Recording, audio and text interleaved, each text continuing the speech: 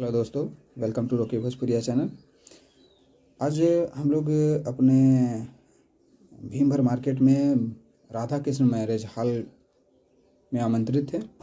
जो हमारे बड़े भैया अमरनाथ के सिस्टर की शादी थी, तो उसमें हम गए थे। तो इसमें ये बहुत अच्छा व्यू था वहाँ का।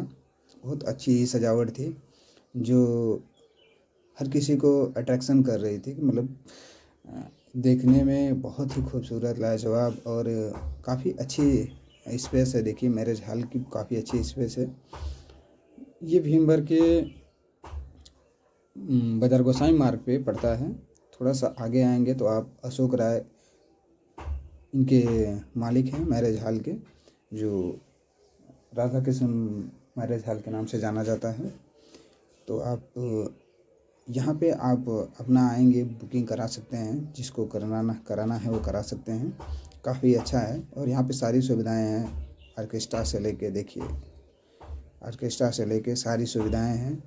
आप जैसा आप कराएंगे वैसे वैसे आपको अच्छा यहाँ पे फैसिलिटी दी जाती है। सारी सुविधाएं हैं, बहुत अच्छी सुविधाएं यहाँ पे मिलती हैं।